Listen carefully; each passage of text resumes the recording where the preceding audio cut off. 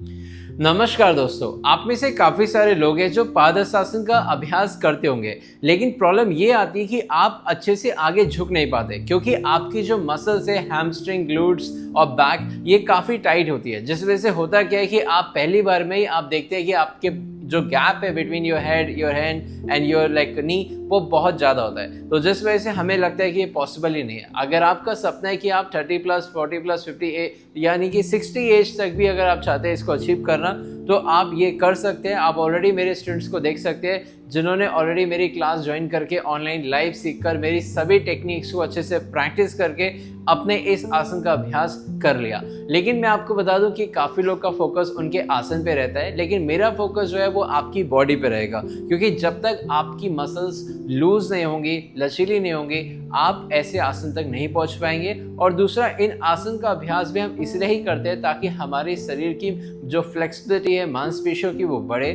Strength बढ़े और हमारा मन का जो माइंड का जो कंट्रोल है, वो जो पावर है, वो भी इनहेंस हो। अब बात करते हैं कि ये आसन जब आप पहली बार करते हैं तो आपको प्रॉब्लम क्या आती है। सबसे पहले तो देखिए, जब भी कोई बिगनर अगर इस आसन का अभ्यास करता है तो वो एकदम से ऐसे होता है, मतलब ज़मीन पे वो जा ही नहीं पाता, उसका बैक पूरा राउंड रहता है और जो घुटने होते हैं ना, अगर ज़्यादा पुश करे तो नी भी बेंड होने लग जाता है। तो अगर आपके साथ भी ऐसा हो रहा है तो मैं आपको रीज़न बताता हूँ। देखो, सबसे पहले तो कारण जानते हैं कि आप इतने स्टिफ क्यों हो। पहली बात तो ये कि काफ़ी लोग योग अभ्यास नहीं करते, उनको राइट टेक्निक नहीं पता, राइट मसल स्ट्रेचिंग नहीं पता, जिस वजह से क्या होता है कि उनके बॉडी इतना स्टिफ होता है। तो अगर आप चाहते हो कि आप फ्लेक्सिबल बनो तो आपको प्रॉपर बिगनर फ्रेंडली टेक्निक चाहिए, क्योंकि अगर आप एकदम एडवांस आसन करेंगे या फिर कोई भी आसन करने जाएंगे, आपकी बॉडी एकदम स्टिफ है तो आप वो नहीं कर पाएंगे। और साथ में होगा क्या, आप ओवर स्ट्रेचिंग करेंगे तो आपको इंजरी भी हो जाएगी। तो मैं आपको बिना इंजरी के रिस्क फ्री होकर कई सारी ऐसी टेक्निक्स बताऊंगा जिनको आपको अभ्यास करना है। तो पहले इस वीडियो को लाइक कर दें, चैनल को सब्सक्राइब कर दें, फिर हम लोग अपनी प्रैक्टिस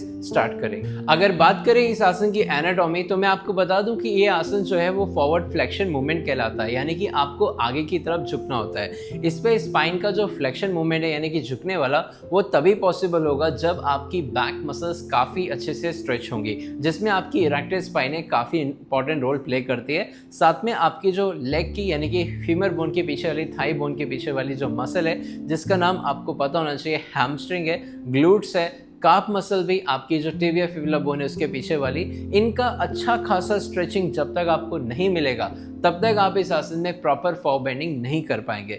लेकिन आज मैं आपको जो टेक्निक बताऊंगा, इनको आपने कम से कम 1 मिनट प्रैक्टिस करना है। और अगर आप डेली प्रैक्टिस करते हैं फॉर हाफ एन आवर, तो आप इन सभी टेक्निक से काफ़ी अच्छा इंप्रूवमेंट ले सकते हैं। और साथ ही मैं आपको बता दूं, मैंने कई सारी ऐसी टेक्निक्स है जो एक जगह पे प्रॉपर अच्छे से आपके लिए रिकॉर्डेड फॉर्म में डाली है हमारे शिव मेगा स्टूडियो एप्लीकेशन, जो कि मोबाइल ऐप पे अवेलेबल है, प्ले स्टोर और एप्पल स्टोर। आप जाकर अच्छे से उसको वहाँ पर डाउनलोड करके देखकर वीडियो को समझे और फिर वहाँ से भी अपनी प्रैक्टिस कंटिन्यू रख सकते हैं।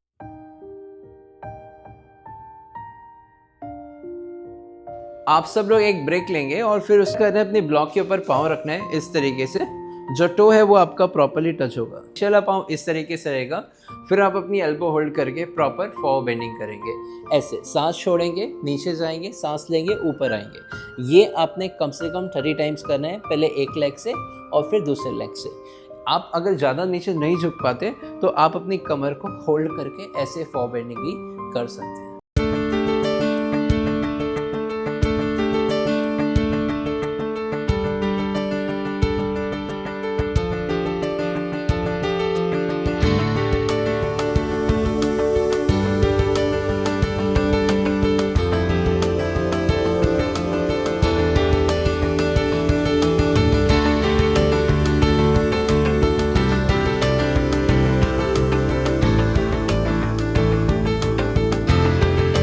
फिर ऐसे ही आपने क्या करना है, 30 सेकंड के बाद दूसरी साइड से भी ट्राई करना है। आपने अपना टो पर रखा, एक पैर पीछे रखा, लंबी गहरी सांस लेकर अपनी कमर को या फिर एल्बो होल्ड करके फॉरवर्ड बेंडिंग किया।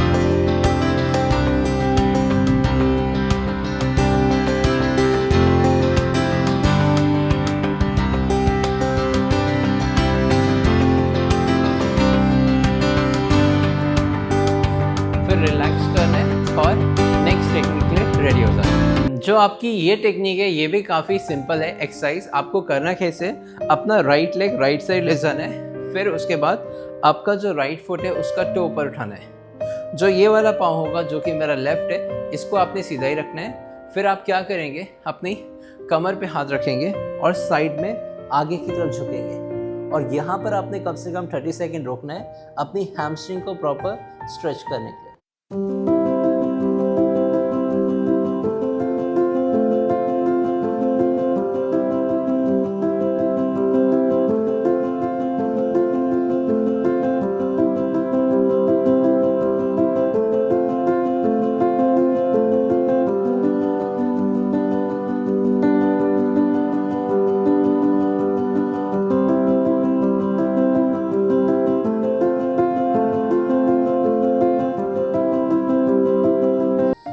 फिर धीरे से वापस आके आपने दूसरी साइड से करना है। इस तरीके से आप देख सकते हो मैं अपनी मसल्स को अच्छे से स्ट्रेच करूँगा।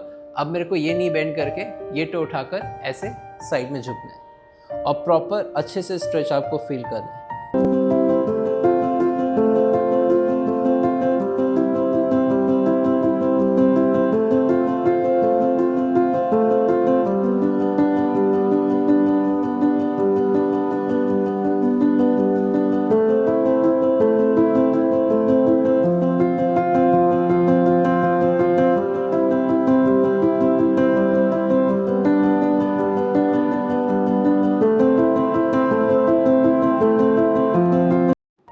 फिर रिलैक्स करना है। अब हम दूसरी टेक्निक के बाद एक और टेक्निक करेंगे जो कि काफ़ी इफेक्टिव है। आपने क्या करना है, अपने घुटने पे बैठना है और एक पर आप साइड में ले जाएंगे। फिर लंबी गहरी सांस लेंगे, दोनों हाथ ज़मीन पे रखना, एक घुटना आपका बाहर ले गए, हिप को पीछे और आगे आपने मूव कराना है। इस तरीके से लंबी गहरी सांस लोगे और छोड़ोगे।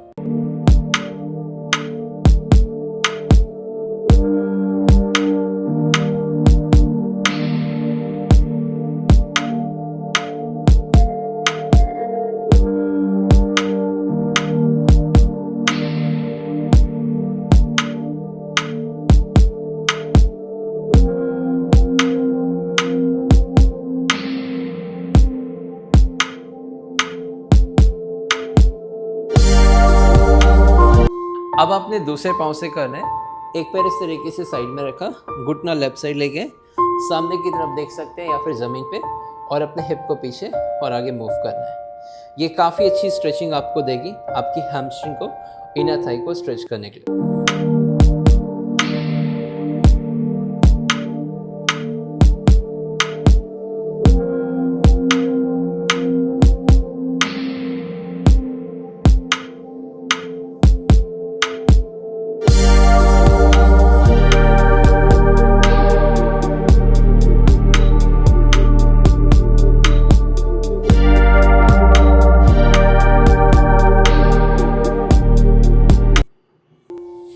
अब जो आपको एक्सरसाइज बता रहा हूँ ये भी काफ़ी इफेक्टिव है आपकी हैमस्ट्रिंग, ग्लूट्स और काफ को स्ट्रेच करने के लिए। आपने चेयर के ऊपर वाले हिस्से पे पाँव रखना है इस तरीके से, फिर दोनों हाथों से चेयर के आर्म रेस्ट को पकड़ना है और आगे की तरफ झुकना है।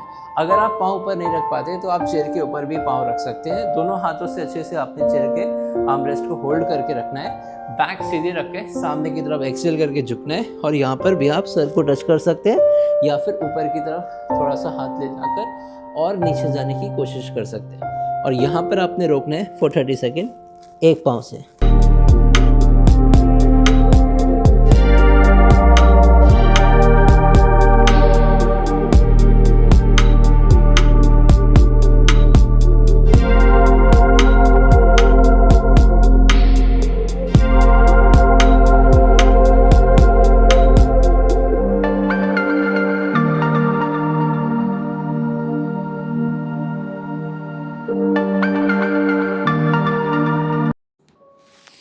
फिर धीरे से वापस आकर आप अपने पाँव को चेंज करेंगे।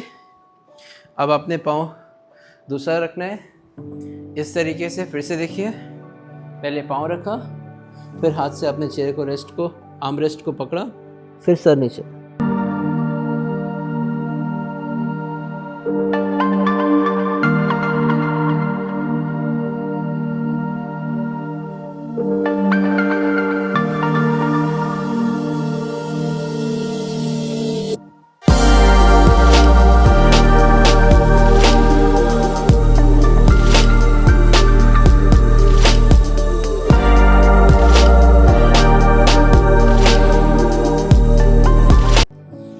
फिर धीरे से वापस आ गए।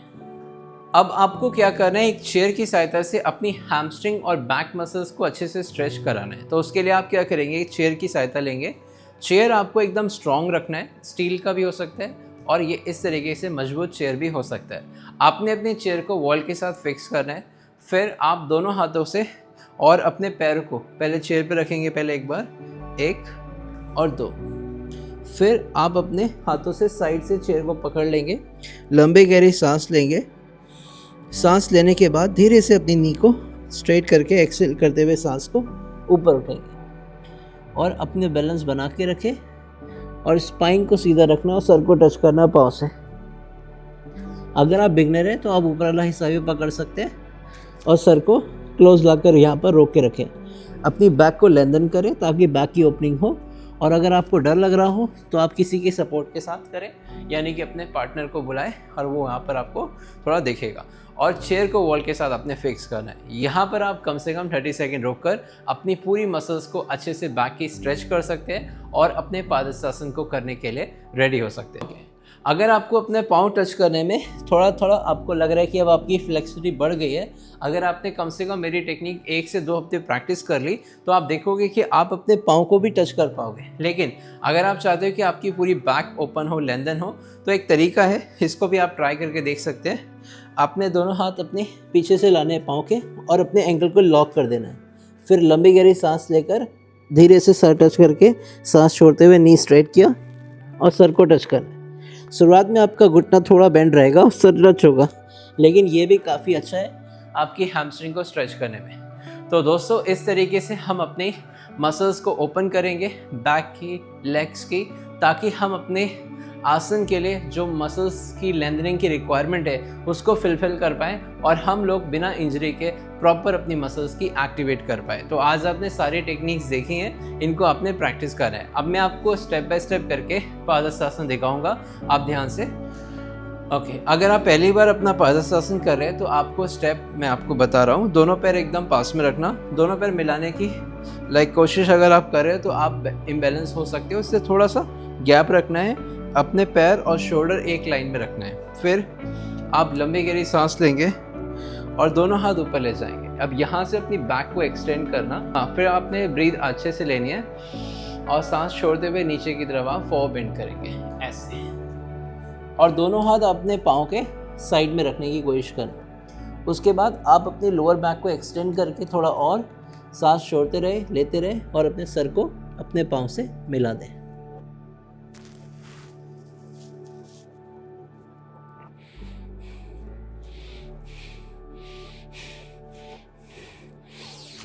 फिर धीरे से वापस आकर कमर के पीछे हाथ रख के बैक को रिलैक्स दें।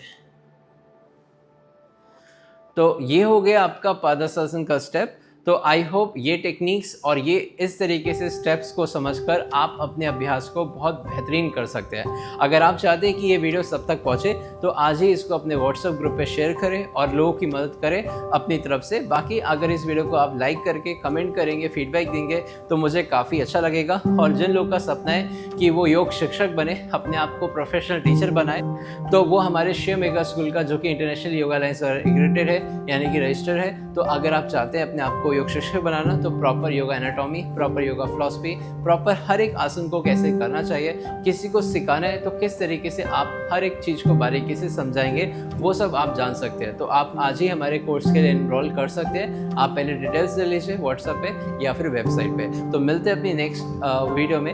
नमस्ते एवरीवन।